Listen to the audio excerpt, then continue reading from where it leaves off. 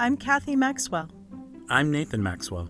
And welcome to the Good Faith Bible Study Podcast, where we'll offer a few additional insights about the Bible study lessons from Good Faith Magazine. Get the magazine and learn more at goodfaithmedia.org. This episode, The Last Supper, focuses on Luke 22:14 through 23, and supports the lesson for April 13th, 2025. This week's study on the Last Supper ends with the question of how we might encourage each other, looking both to the past and the future, to live within the promise of New Covenant.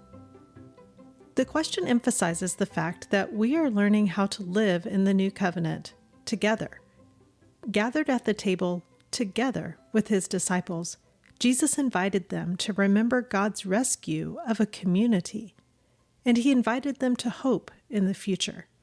We depend no less on one another now, in the present.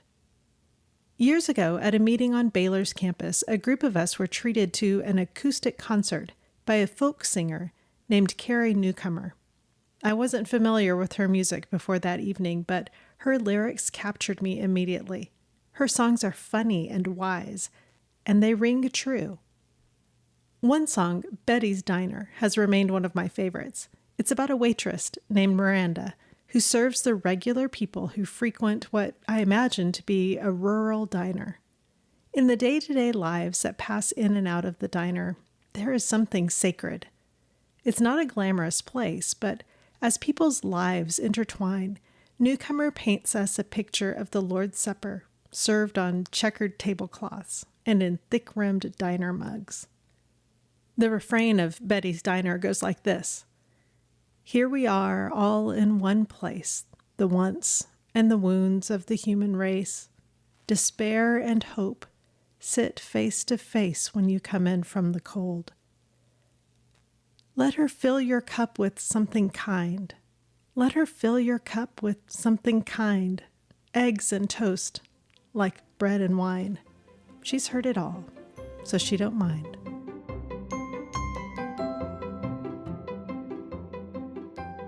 As your group meets this week, you might find Carrie Newcomer's song and listen to it together. What Miranda serves in the diner is not the Eucharistic sacrament, but her service is, in a way, sacred. Where are the sacred points of connection between Miranda's tables and the table in the upper room? What about your diner, whatever that place may be? Maybe it's a local coffee shop or a book club at the public library, or maybe it's the grandkids' soccer match. Where are sacred points of connection in these everyday moments? Other artistic renderings of the Last Supper can be great conversation starters for your group, too. Search for images of the Last Supper online. Pay close attention to the light in the images. Where does it fall? And where are the shadows? Look carefully at the body language and the faces in the image, including people's eyes. Where are their eyes looking? And for that matter, what draws your eyes as you study this image? What elements of the image make you uncomfortable? Is there anything in the image that provokes a new impression or a new question? And as long as we're looking around the table, it's worth mentioning the elephant in the room. It's Judas. He's at the table. The way the Gospels tell the story, Jesus knows what's about to happen next, and yet Judas receives the sacrifice of Jesus' body and the blood of the new covenant right along with the other disciples. It's hard to sit down at this table. Carrie Newcomer's words land a little bit differently. Here we are, all in one place, the wants and the wounds of the human race. Despair and hope sit face to face when you come in from the cold.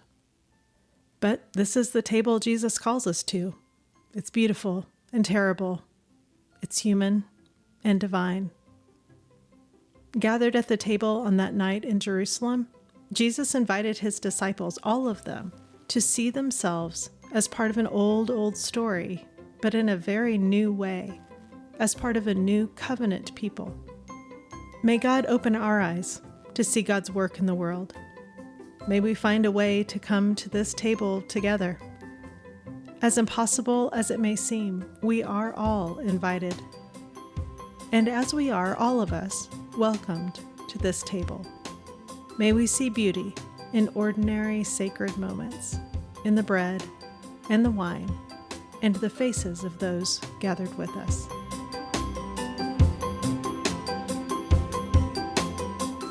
This podcast is produced by Good Faith Media. Learn more at goodfaithmedia.org. There, you can find a wealth of additional resources, including the 12-volume Nurturing Faith Commentary by longtime lesson writer Tony Cartledge. It covers every text for every Sunday in the 3-year cycle of the Revised Common Lectionary. Our podcast music comes from Pond 5. Check out the show notes for more information, including a transcript and a few other tips for studying Scripture.